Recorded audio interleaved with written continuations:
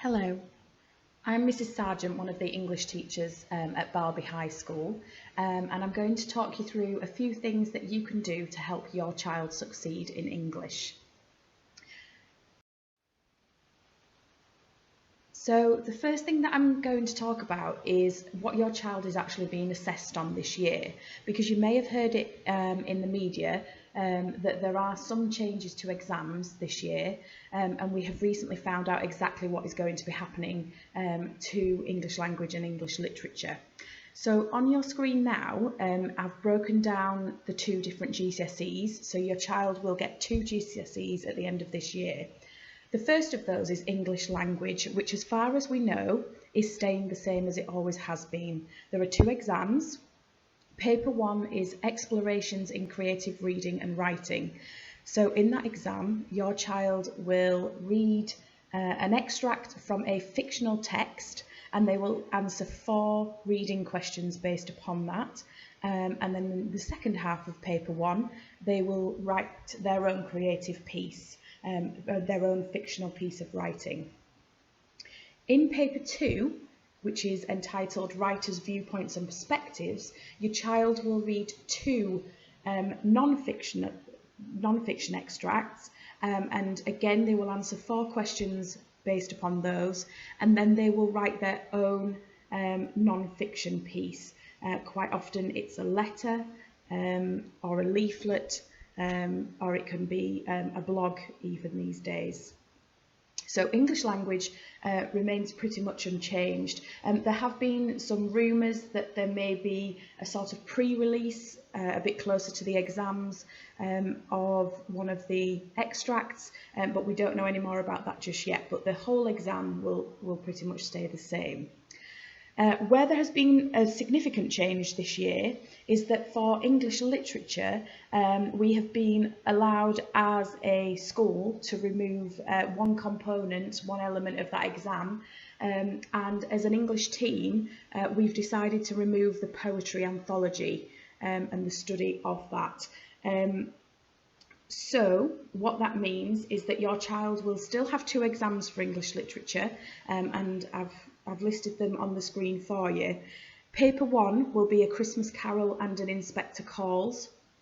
In that exam, your child will be given a short extract from a Christmas Carol. It could be about a character or a theme, and then they will be asked to answer a question at length about that extract.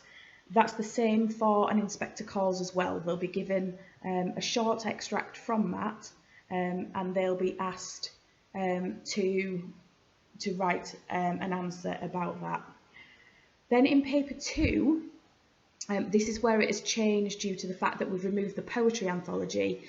Your child will answer a question about Romeo and Juliet, where they're given an extract and they'll answer a question, and then they will answer questions on unseen poetry. So they'll still be given a couple of poems that they need to analyse, but they will not be asked about the poems from the anthology that they studied in year 10.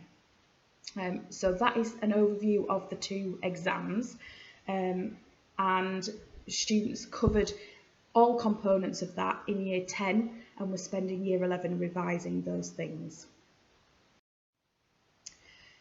Now, you will have heard about GCSE Pod, which we are encouraging all Year 11 students to use, and that is a really fantastic resource for them. But I wanted to point you in the direction of a few other things that we've always recommended in English that would really help your child. One of them is Mr Bruff's YouTube videos, and similarly Stacey Ray's YouTube videos. They cover English language and literature. In those they can get A Christmas Carol, An Inspector Calls, Romeo and Juliet, unseen poetry, and I've also included on there GCSE BBC Bite Size, which is an oldie but a goodie. It's been around a long time, but it still provides lots of really valuable resources for your child. So I would recommend that, as well as GCSE Pod, that they also take some time looking at these. Now, we've we highly recommend the CGP revision guides. We also like York Notes, they're a good one as well, but the CGP revision guides have always been brilliant. Just a reminder that because we're now not doing the Love and Relationships Poetry anthology anymore for their exams, that's the one that you don't need to purchase.